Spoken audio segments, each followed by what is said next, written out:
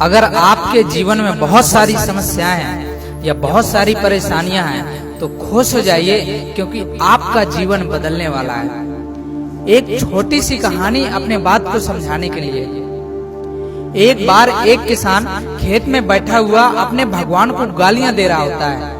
भगवान उसकी गालियां सुनते सुनते बहुत परेशान हो जाते हैं और उसके पास आते हैं और उससे पूछते हैं, क्या हुआ भाई, तुम मुझे इतनी गालियां क्यों दे रहे हो? वह किसान कहता है, मुझे नहीं पता कि आपको भगवान किसने बना दिया।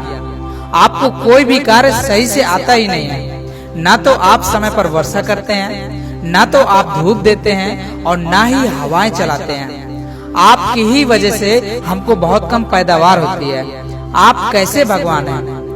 भगवान उस व्यक्ति से कहते हैं, मैं सभी कार्य सही तरीके से करता हूँ, परंतु तुम उन्हें गलत क्यों बता रहे हो? वह किसान भगवान से कहता है, अगर आप सभी कार्य सही समय से करते हैं, सही तरीके से करते हैं, तो हमें इतना कम पैदावार क्यों होती है?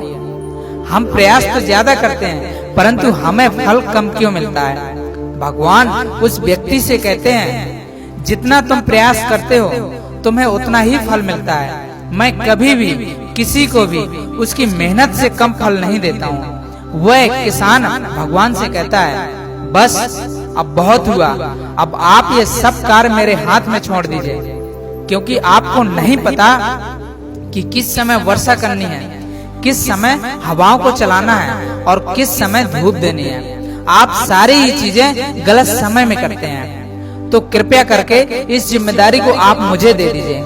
किसान की बात सुनकर भगवान मुस्कुराते हैं और कहते हैं, चलो तुम्हारी बात मैं मान लेता हूँ, और पूरी जिम्मेदारी किसानों के हाथ में सौंपकर चले जाते हैं। किसान अपनी मर्जी से हवाएं चलाता है। किसान अपनी मर्जी से फसलों को सही मात्रा में धूप देता है और सही मात्रा में वर्षा भी कराता है। कुछ समय में खेतों में फसलें लहराने लगती हैं। किसान खुश होता है और मन ही मन सोचता है कि अच्छा हुआ जो भगवान से मैंने ये कार्य ले लिया, क्योंकि भगवान से तो ये कार्य ठीक से हो ही नहीं पा रहा था। कुछ दिनों बाद फसल काटने का समय आता है। फसल काटी जाती है और किसान पहली बाली खोलकर देखता है, उसमें कुछ नहीं होता है। वह दूसरी बाली भी खोलकर देखता है, उसमें भी कुछ नहीं होता है। वह धीरे धीरे 6 से 7 बालियों को खोलकर देखता है, परंतु वह पाता है कि बालियों के भीतर अनाज तो है ही नहीं। यह देखकर उसके पैरों के नीचे से जमीन खिसक जाती है। वह चिल्लाता है, भगवान तुमने मेरे साथ ये क्या किया? सब कुछ मैंने समय पर किया, फसल भी कितनी हरी भरी थी, परंतु यह क्या, यह अनाज तो दे ही नहीं रही है। किसान की बात सुनकर भगवान उसके पास आते हैं और कहते हैं, अब क्या हुआ भाई? किसान ने भगवान से कहा, आपने मेरे साथ धोखा किया है। मैंने अपनी फसलों को सारी सुविधाएं दी, परंतु फिर भी उनके अंदर फल का विकास न हो सका। ऐसा क्यों? अब भगवान जो उसकी बात सुनकर यहाँ पर जो कहते हैं वह बड़ा सुनने लायक है। दोस्तों, भगवान उस किसान से कहते हैं, फल का विकास सुविधाओं से नहीं होता, फल का विकास समस्याओं से होता है। तुमने समय पर वर्षा कराई, तुमने समय पर हवाएं चलाई, समय पर धूप दी, परंतु तुमने एक बात को नजरअंदाज किया कि जब तक फसलों पर समस्याएं नहीं आएंगी तब तक वो विकास नहीं कर सकती। भगवान उस किसान से कहते हैं, मैं न तेज हवा चलाता था जिससे कि फसलों की जड़ें धरती में अपनी पकड़ को और मजबूत कर सकें। मैं समय पर वर्षा नहीं करता था जिससे कि फसलों की जड़ें पानी की तलाश में धरती में और गहरी जा सकें। मैं सभी चीजें उस मात्रा में करता था जिसमें फसलों को संघर्ष करना पड़े, समस्याओं का सामना करना पड़े, परंतु तुमने ऐसा नहीं किया। तुमने फसलों को सुख सुविधाएं दी जिससे उनका शरीर तो बड़ा हो गया, परंतु भीतर से उनका विकास न हो सका।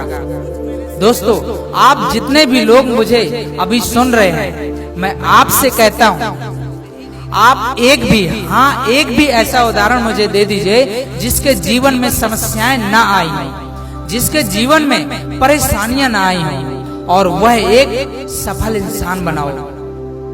आप नहीं दे सकते, क्योंकि सफलता सुविधाओं से नहीं मिलती, सफलता समस्याओं का सामना करने से मिलती है। मैं आपसे कहना चाहता हूँ कि कहानी काल्पनिक है, परंतु सच्चाई को दर्शाती है। हर स्थिति में आपके पास दो विकल्प होते हैं, या तो आप स्थिति को स्वीकार करें और अपने आप को जिम्मेदार मानें और आगे बढ़ें, या फिर हार मानकर बैठ जाएं और औरों को कोसते रहें, अपनी जीवन की उस स्थिति को कोसते रहें। दोनों ही विकल्प आपके हाथ में है। एक आपको विकास की ओर ले जाता है और दूसरा विकल्प आपको आपकी ही नजरों में गिरा देता है। अब ये आपका निर्णय है कि आपको कौन सा विकल्प चुनना है। दोस्तों, मैं Dharmendra Kumar team young India support system की तरफ से आप सभी महत्वाकांक्षी लोगों का, आप सभी ड्रीमर्स का तहे दिल से स्वागत करता हूँ। दोस्तों, यह स्टोरी कैसी लगी ये कमेंट करके आप जरूर बताइएगा। और यदि इस स्टोरी के माध्यम से आपकी जिंदगी में एक छोटा सा भी चेंजमेंट, आपकी जिंदगी में एक छोटा सा भी परिवर्तन हो सकता है, तो अपने दोस्तों तक इस स्टोरी को जरूर शेयर करिएगा। अगर आप ऐसे ही रोचक स्टोरियां पहले पाना चाहते हैं तो आप हमारे चैनल को सब्सक्राइब जरूर करिएगा। वीडियो देखने के लिए बहुत बहुत धन्यवाद।